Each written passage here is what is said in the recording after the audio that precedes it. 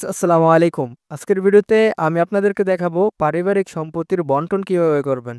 ধরুন আপনার পিতা মারা গিয়েছে, সেক্ষেত্রে আপনার পিতার সম্পত্তি আপনাদের ভাই বোনদের মধ্যে কে কতটুকু পাবেন সেটা কিন্তু আপনারা চাইলে আপনার হাতে থাকা মোবাইল ফোনটির মাধ্যমে খুব সহজে চেক করে নিতে পারবেন। তো কিভাবে করতে হয় সম্পূর্ণ প্রসেসটা দেখাবো আজকের এই ভিডিওতে। তো চলুন কথা না বাড়িয়ে আজকের এই ভিডিও শুরু করা যাক।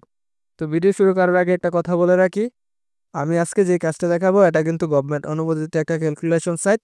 তো আপনারা যদি মারামারি কাটাকাটি করার পরও আপনি আদালতে যান, আপনারা কিন্তু সেই রায়টাই পাবেন। তো চিন্তার কোনো কারণ নাই, আপনারা চাইলে নিজেরাই কিন্তু পারিবারিক বন্টনের যে ক্যালকুলেশনটা এটা নিজেরাই করে নিতে পারবেন। তো সর্বপ্রথম আপনারা গুগল ক্রোমটি সিলেক্ট করে নেবেন। তো গুগল ক্রোমে আসার পর আপনারা সার্চ অপশনে চলে যাবেন। সার্চ অপশনে গিয়ে আপনারা টাইপ করবেন উত্তরাধিকারী ক্যালকুলেটর। তো উত্তরাধিকার ক্যালকুলেটর লিখে আপনারা সার্চ করবেন। তো উত্তরাধিকার ক্যালকুলেটর লিখে সার্চ করলে আপনার সামনে সেম এমন একটা ইন্টারফেস চলে আসবে। দেন এখান থেকে আপনারা প্রথম যে লিঙ্কটা দেখতে পারতেছেন ওই লিঙ্কটাতে একটা ক্লিক করে দিবেন। ওই লিঙ্কে ক্লিক করে দিলে আপনার সামনে সেম এমন একটা ইন্টারফেস চলে আসবে। দেন এখান থেকে আপনারা দেখতে পারতেছেন আত্মীয় স্বজনের তালিকা। তো এখানে আপনি আপনার তালিকাটি দিয়ে নেবেন। তো আপনারা প্রথমে যেটা সিলেক্ট করবেন সেটা হচ্ছে আপনার পিতা যদি মারা যায়, সেক্ষেত্রে আপনার পিতা বাদে আপনার যদি মা জীবিত থাকে সেক্ষেত্রে স্ত্রী দিয়ে নেবেন। স্ত্রী দেওয়ার পর এখানে সংখ্যা রয়েছে 1, তো স্ত্রী 1 সংখ্যা, এটা ঠিক আছে, এটা থাকবে। তারপর আপনার 2 নম্বরে দেখতে পাচ্ছেন পুত্র। পুত্র মানে হচ্ছে এখানে ছেলে। তো আপনারা এখানে পুত্র দিয়ে নেবেন। দেওয়ার পর আপনারা কয় ভাই সেটা এখানে সিলেক্ট করে দিবেন। তো আমরা দিলাম 4। তো 4 দেওয়ার পর যদি মেয়ে থাকে সেক্ষেত্রে কন্যা সিলেক্ট করবেন। কন্যা কতজন সেটা এখানে দিয়ে নেবেন। তো দেওয়ার পর আপনারা নিচে দেখতে পারতেছেন সৎ ভাই। সৎ ভাই যদি থাকে দিবেন। তারপর সৎ বোন আছে কিনা।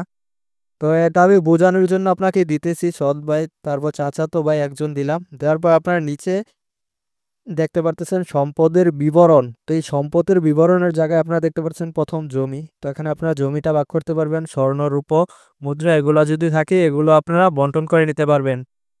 তো আমি জমিটা সিলেক্ট করলাম। তো জমিটা সিলেক্ট করার ক্ষেত্রে আপনারা জমির যে ক্যালকুলেশনটা এখানে লিখবেন সেটা হচ্ছে শতাংশ।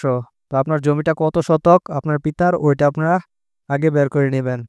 তো আমি দিলাম আমাদের সম্পত্তি 30%। তো এখানে 30 দিয়ে নেবেন। তারপর আপনারা নিচে দেখতে পারতেছেন ফলাফল।